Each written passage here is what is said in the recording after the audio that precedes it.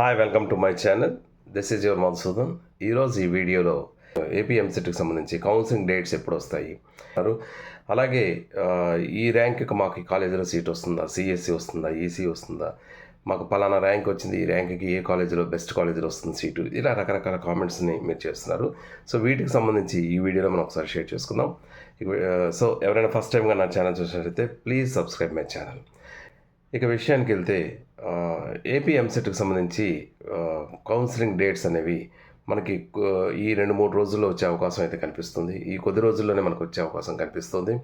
So EAMCET counselling అనేది మనకి dates వచ్చేలోపు ప్రైవేట్ యూనివర్సిటీస్లో కూడా కొంతమంది అడ్మిషన్స్ అయిపోతున్నాయి కాబట్టి గవర్నమెంట్ కూడా ఎంసెట్ బోర్డు కూడా కొద్దిగా ఫాస్ట్గా ఈ కౌన్సిలింగ్ స్కెడ్యూల్ అంతా ఇవ్వాలనే ప్రపోజల్లో ఉంది. సో వీలైనంత తొందరలో మనకి ఈ వీక్లో నోటిఫికేషన్ అయితే రావడం జరుగుతుంది. ఎందుకంటే ఈ సెట్కి సంబంధించి నోటిఫికేషన్ నిన్ననే ఇచ్చారు. సో మనకి ఈ 2-3 రోజుల్లో ఎంసెట్ కౌన్సిలింగ్ డేట్స్ కూడా మనకు వచ్చే అవకాశం అయితే కనిపిస్తుంది. ఎందుకంటే ప్రైవేట్ యూనివర్సిటీస్లోకి చాలామంది స్టూడెంట్స్ అదర్ స్టేట్స్లో కూడా జాయినింగ్కి వెళ్ళిపోతున్నారు కాబట్టి ఎర్లీగా మనకి రిలీజ్ చేసే అవకాశం అయితే కనిపిస్తుంది. ఇకపోతే జనరల్గా మీకు వచ్చే ర్యాంక్కి టాప్ కాలేజీలో సీట్ వస్తుందా, పలానా కాలేజీలో మాకు సీట్ వచ్చే అవకాశం ఉంటుందా, నాకు పలానా ర్యాంక్ వచ్చింది, ఏ కాలేజీలో సీట్ వస్తుంది, ఇలాంటి డౌట్స్ చాలామందికి ఉన్నాయి. మీకు ఏ ర్యాంక్ వచ్చినా, ఎంత ర్యాంక్ వచ్చినా ముందు మీరు ఏ కాలేజీలో మీరు కోరుకుంటున్నారో మీరు చేయాల్సింది ఏంటంటే ఆ కాలేజీ దాకా లాస్ట్ కట్ ఆఫ్ ర్యాంక్ ఎంత ఉందో ఒకసారి చెక్ చేయండి. లాస్ట్ కట్ ఆఫ్ చెక్ చేసిన తర్వాత ఫర్ ఎగ్జాంపుల్ ఏదైనా ఒక కాలేజీలో ఆ కాలేజీలో ఒక సిఎస్సి సీట్కి 15,000 ర్యాంక్కి ఆ కాలేజీలో సీట్ వచ్చిందనుకోండి, ఖచ్చితంగా ఈ సంవత్సరం మాత్రం 20,000, 25,000 మధ్యలో ఉన్న వాళ్ళకి కూడా అదే కాలేజీలో సిఎస్సి సీట్ వచ్చే అవకాశం ఉంటుంది. ఎందువల్లంటే నేను గత వీడియోలో కూడా చెప్పాను, చాలా కాలేజెస్లో సీట్స్ అనేవి పెంచుకున్నారు. ఆ పెంచుకునే సీట్స్ కూడా సిఎస్సి స్పెషలైజేషన్ సీట్స్ పెంచారు, అలాగే ఈసీ కోర్సెస్ కూడా పెంచారు. కాబట్టి ఖచ్చితంగా మీకు ఆ సీట్ వచ్చే అవకాశం ఉంటుంది. అంటే లాస్ట్ కట్ ఆఫ్ ర్యాంక్ను మీకు ఆ ర్యాంక్కే బేస్ అయిపోవాల్సిన అవసరం అయితే లేదు. దానికన్నా కొంత ర్యాంక్ని ఎక్స్టెండ్ చేస్తూ కూడా మనం చూడవచ్చు. ఖచ్చితంగా ఈసారి వచ్చే అవకాశం ఉంటుంది.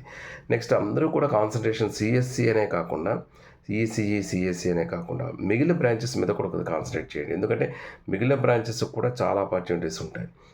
నేను గత వీడియోలో కూడా చెప్పాను, సివిల్, మెకానికల్, ఎలక్ట్రికల్ ఇటువంటి కోర్ బ్రాంచెస్ మీరు తీసుకున్నట్టయితే మీకు ఈ కోర్ బ్రాంచెస్లోని కోర్ సైడ్ జాబ్సే కాకుండా గవర్నమెంట్ జాబ్సే కాకుండా ఈ సాఫ్ట్వేర్ సైడ్ ఏ జాబ్స్ అవుతున్నాయో ఆ జాబ్స్కి వాళ్ళకు కూడా ఎలిజిబిలిటీ ఉంటుంది. కాబట్టి బోత్ సైడ్స్, 2 సైడ్స్ కూడా వెళ్ళే అవకాశం ఉంటుంది.